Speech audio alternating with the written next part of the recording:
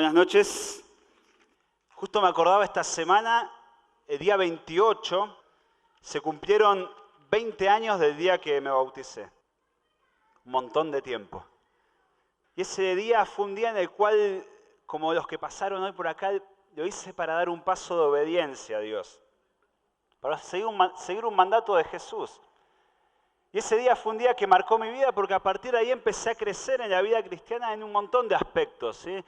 En el momento que uno cumple el mandato de Dios para su vida, de decir, bueno, paso por esta decisión de fe, de decir, entrego mi vida a Dios, Dios empieza a obrar de forma espectacular. Así que es mi deseo que tanto en la vida de los chicos que conozco y de cada uno, Dios pueda estar obrando de una forma espectacular a partir de ahora. Ahora, ¿qué era el bautismo? El bautismo era un mandato de Dios. Me gustaría arrancar ahí para cerrar con este tiempo. Era un mandato de Dios. Ahí en el libro de Mateo, capítulo 28, versículo 19, dice: por tanto vayan y hagan discípulos de todas las naciones, bautizándolos en el nombre del Padre, del Hijo y del Espíritu Santo, enseñándoles a obedecer todo lo que les he mandado a ustedes. ¿Saben que los judíos en la antigüedad bautizaban? Cuando había alguna persona que se convertía al judaísmo, ellos lo bautizaban para demostrar que esa decisión estaba siendo una decisión de fe, una decisión de una persona en santidad, entonces lo bautizaban. Más adelante en la Biblia, en el Nuevo Testamento, aparece Juan el Bautista, ¿sí? Y Juan el Bautista bautiza a las personas con otro tipo de bautismo, un bautismo del arrepentimiento, en el cual Juan llevaba a las personas a decir, bueno, me arrepiento y me comprometo con este mensaje, porque siempre el bautismo es un compromiso y es una identificación con un mensaje. Pero Jesús presenta este bautismo y este mandato y lo presenta de una forma totalmente distinta. No dice, bautícense y crean, sino que lo dice como una forma de representar algo que Dios había hecho en sus vidas. En 1 Corintios 12:13 dice que todos fuimos bautizados en un espíritu. ¿Cuándo pasa eso? En el momento de aceptar a Cristo en el corazón, el Espíritu Santo de Dios pasa a morar en mi vida, ¿no? Y ahí somos bautizados con el Espíritu. Y cuando somos bautizados en agua, estamos representando eso que un día pasó en mi vida. Y en ese momento en el cual uno pasa por las aguas de bautismo, está mostrando hacia toda la iglesia lo que Dios hizo en su vida, ¿sí? Ahora, ¿saben qué? Después de ese mandato de Jesús, vamos a ver el libro de los Hechos, en el cual se empieza a narrar todo lo que viene después. Porque Jesús dijo a los discípulos, vayan, prediquen, bauticen, y se fue para el cielo. ¿Sí? Todos saben la historia. Jesús en ese momento asciende, se va y se quedan los discípulos ahí mirando al cielo. ¿Y ahora? ¿Y ahora qué hacemos? Con todos estos mandatos, con todo lo que vivimos, ¿y ahora qué hacemos? Y empieza el libro de los Hechos a narrar la historia de la iglesia. Y me impacta, ¿sí? La historia de la iglesia donde las personas, los discípulos, empiezan a comunicar el mensaje que Jesús les había dejado, de ir y predicar a los judíos primeramente. Entonces arrancan en Jerusalén y empiezan a revolucionar la ciudad. Y cuando llegamos al capítulo 7 de Hechos pasa una situación que va a ser crucial para lo que viene más adelante. ¿Se acuerdan qué pasa en Hechos capítulo 7? Un hombre, una persona, Esteban, ¿escucharon hablar? Esteban hace una predicación, un mensaje siguiendo el mandato de Dios.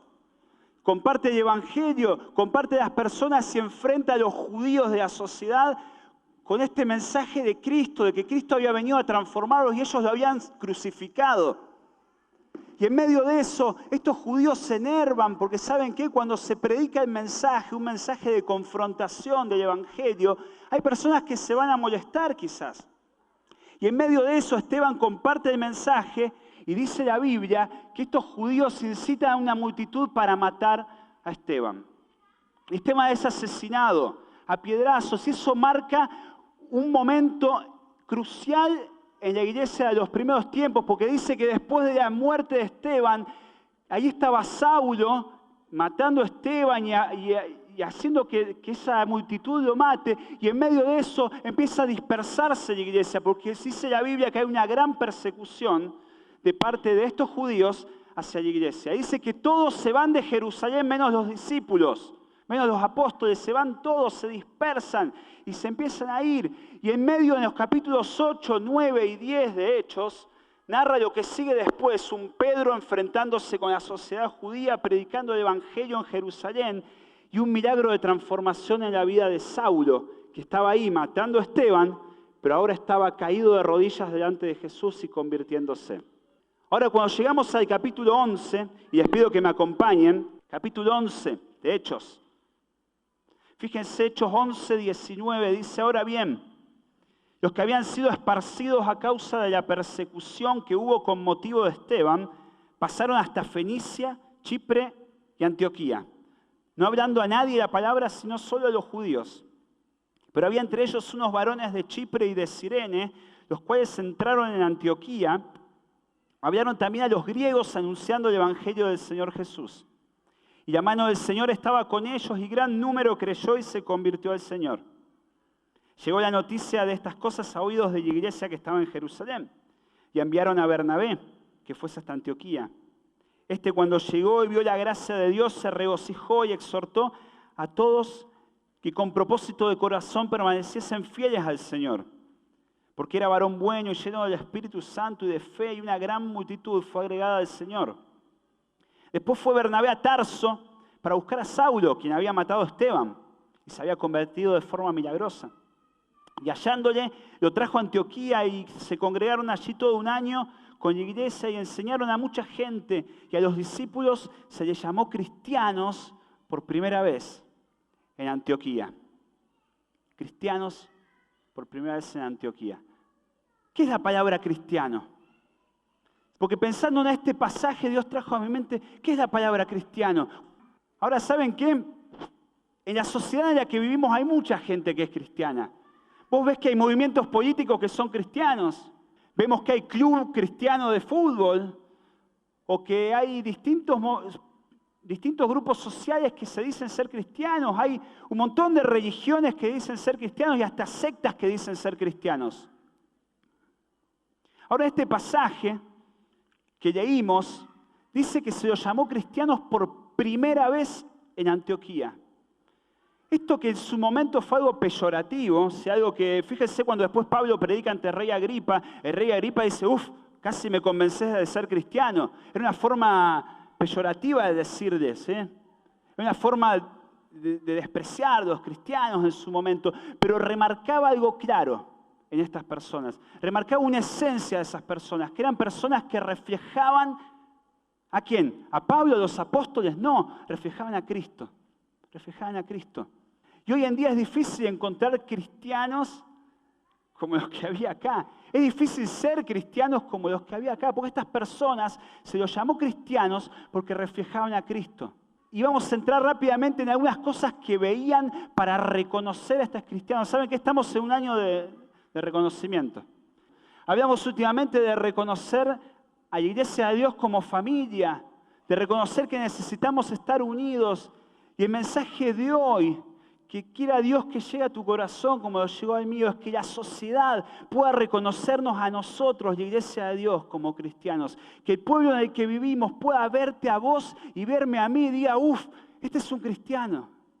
Esta es una persona que muestra a Cristo. ¿Y saben qué era lo primero que veían en estos cristianos?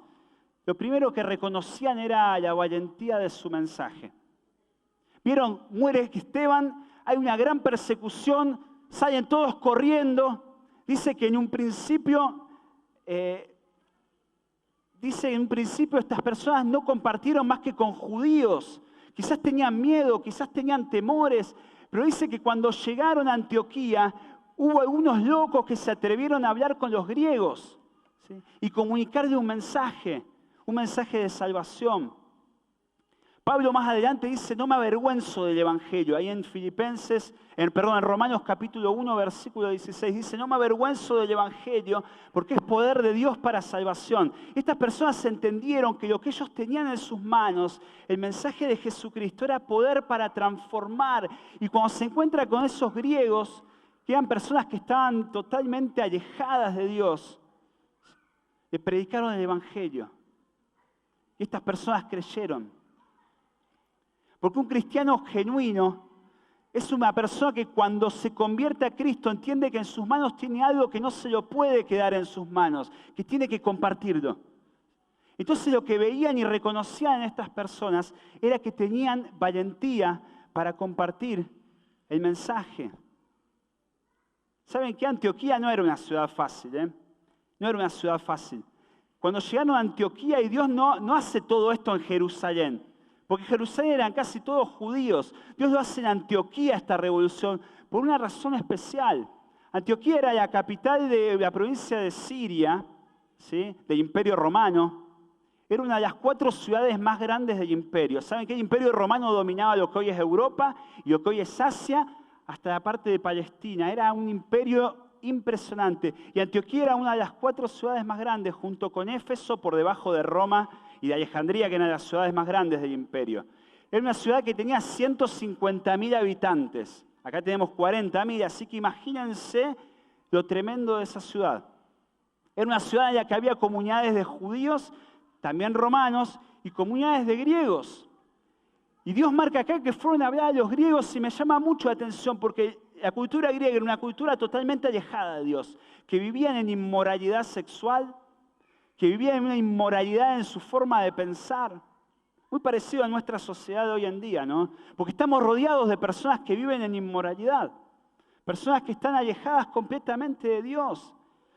El griego permitía todo tipo de cosas que estaban totalmente en desacuerdo con lo que estas personas judíos pensaban que era lo correcto. Y ahí hubo unos locos que decidieron ponerse en la brecha y plantarse y decir, no, le voy a hablar a los griegos porque tengo algo que puede transformar sus vidas.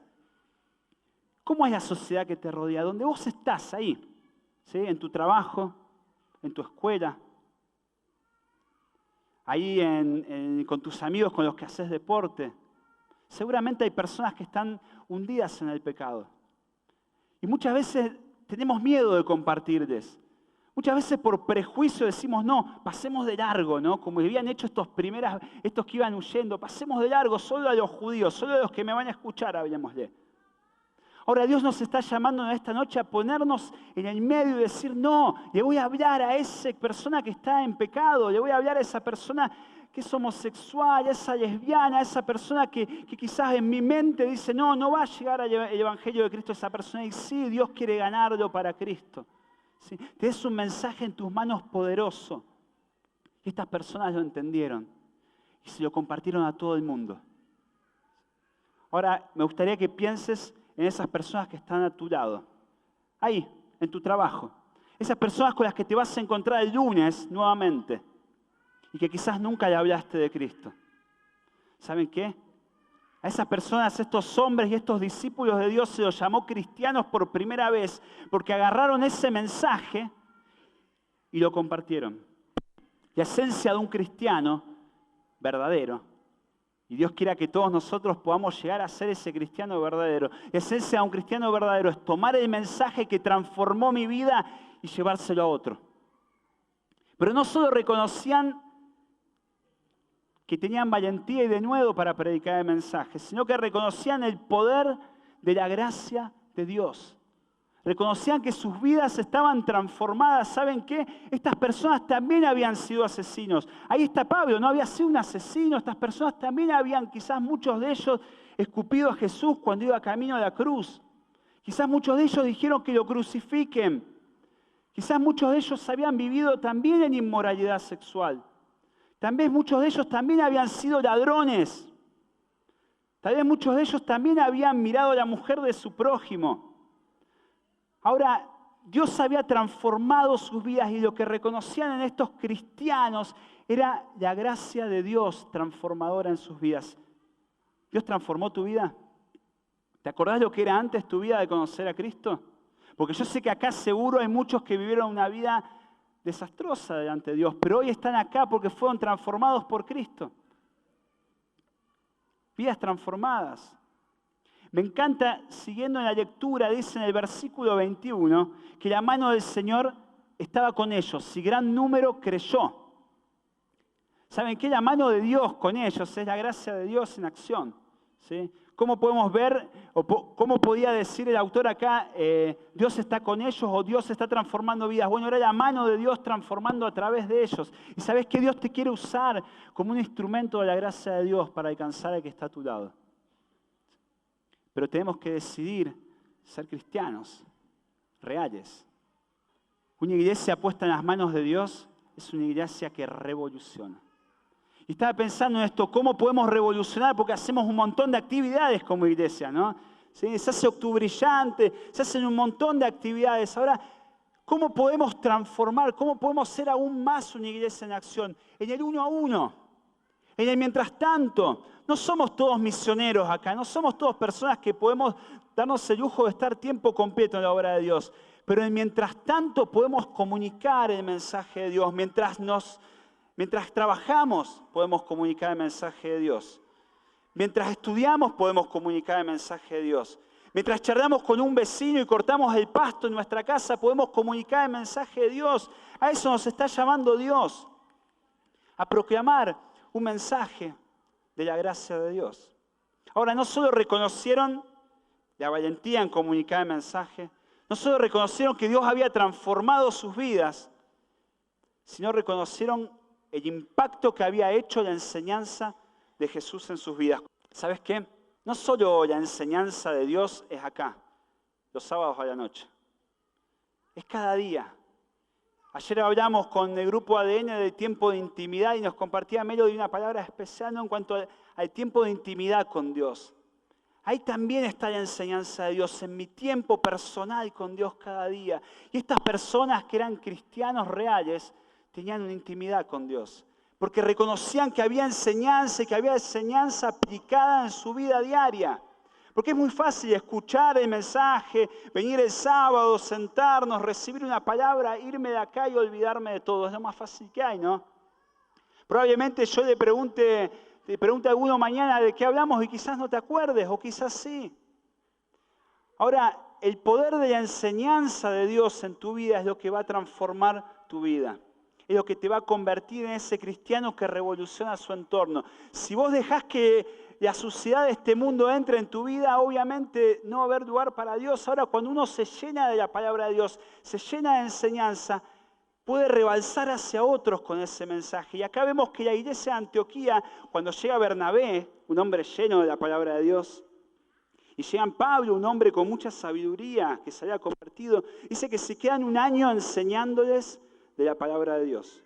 ¿Sí? Y en ese momento se lo llama, fíjense en el versículo 26, y se congregaron allí todo un año con la iglesia y enseñaron a mucha gente, y a los discípulos se los llamó cristianos por primera vez. ¿Saben qué? El pueblo los llamó cristianos. Vos podés decir en tu trabajo, te pueden llamar cristiano en tu trabajo. ¿Sí? Pues es muy fácil decir soy cristiano, pero puede venir tu compañero de trabajo y decirle al otro compañero de trabajo, ¿sabes qué? Este es cristiano. Esta persona realmente vive lo que predica, vive lo que dice ser. ¿Lo pueden decir de vos o no lo pueden decir? ¿Lo pueden decir de mí? Y tiene que ser una pregunta esta noche. ¿Realmente soy un cristiano? ¿Saben qué? El pueblo los llamó cristianos por primera vez porque reconocieron que eran hombres y mujeres que vivían como su maestro. Era un reconocimiento a lo que ellos eran, a lo que ellos vivían, a lo que era su día a día. No era un reconocimiento de lo que ellos decían, era un reconocimiento de lo que ellos vivían. Estaban impregnados de la palabra de Dios. Reconocían que estas personas eran el reflejo de un mensaje superior que había transformado sus vidas. ¿Saben qué? Vivir a Cristo debe ser nuestra carta de presentación a los que están a nuestro lado. Si nosotros no vivimos a Cristo, los que están a nuestro lado no van a ver el mensaje que les queremos comunicar con palabras. Porque el mensaje no solamente se comunica con palabras, más allá de que Dios puede dar salvación a una persona o llevar salvación a través de una piedra que le pueda hablar, pero el reflejo vivo del mensaje de Cristo es tu vida y mi vida en nuestra sociedad. El pueblo va a reconocer que somos cristianos, que somos una iglesia activa, cuando en el 1 a 1 seamos cristianos verdaderos. Ahora, ¿Cómo podemos vivir de esta forma? Pablo nos desafía en Efesios a vivir de una manera digna del Señor. ¿Y qué es vivir de una manera digna? Vivir de una manera digna en mis compañías, ¿sí? Con aquellas personas con las que me junto, que muchas veces no son las personas que Dios quiere que me junte. Entonces vengo acá, me siento, escucho la palabra de Dios, pero en la semana me junto con personas que blasfeman, que dicen malas palabras, y yo estoy con ellos y hago lo mismo. Dios quiere que vivamos de una manera digna en mi forma de hablar.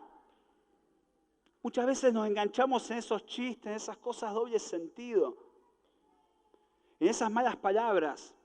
Dios quiere que vivamos de una manera digna en mi comportamiento, en mi forma de comportarse. Fíjense en Colosenses capítulo 4, versículo 5.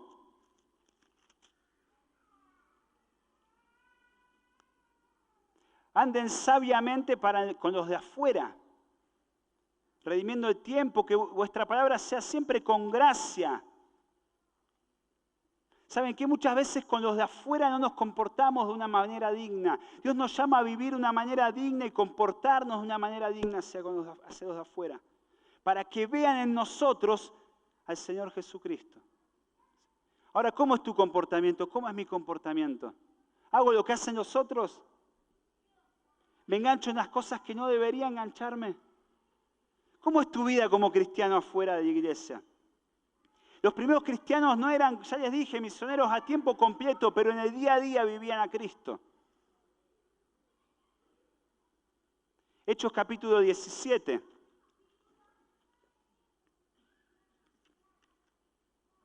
Versículo 6. Y ya vamos a ir terminando. Se encuentra Pablo haciendo un viaje misionero y llega a Tesalónica. Y en Tesalónica pasa toda una situación y es espectacular lo que pasa acá. Fíjense, versículo 5 del capítulo 17. Dice, entonces los judíos que no creían, teniendo celos, tomaron consigo algunos ociosos, hombres malos, y juntando una turba, alborotaron la ciudad, y asaltando la casa de Jasón, procuraban sacarlos al pueblo. Pero no hallándolos, trajeron a Jasón y a algunos hermanos ante las autoridades de la ciudad, gritando, estos que trastornan el mundo entero, también han venido acá. Es espectacular, ¿no? Estos que trastornan el mundo entero. ¿Saben que a estas personas las llamaron cristianos por primera vez en Antioquía? Porque habían trastornado una ciudad. Pero no trastornado con cosas malas, trastornado con el Evangelio, no trastornado con campañas evangelísticas, trastornado con el uno a uno, con el mensaje personal. Vivían a Cristo y se veía reflejado en sus vidas. Y en Tesalónica dicen, estos locos que trastornan el mundo también vinieron acá. Y qué lindo sería que puedan decir, estos que trastornan el mundo entero, llegaron al banco, a la estación de servicio, a la escuela donde trabajás, a la escuela donde asistís, al lugar donde vos estás. Ahora, ¿cuántos de acá estamos dispuestos a trastornar nuestro pueblo, nuestra ciudad? ¿Saben qué? En año de reconocimiento, que reconozcan que sos cristiano. Ahora, quizás en tu interior estás diciendo, está bien, bárbaro. Yo soy cristiano, pero hay cosas que me cuestan. Bueno, ponete en la brecha, pedirle, Señor, quiero ser una persona que no viva el cristianismo como una simple palabra. Que no sea un cristiano de palabras, sino un cristiano de hecho. No sea un cristiano como los cristianos de hoy en día, que sea un cristiano como los primeros cristianos que veían en ellos a Jesús. Que se les puso el nombre porque servían y vivían a Jesús. ¿Sí? Que la gente a nuestro alrededor pueda reconocer a Cristo en tu vida.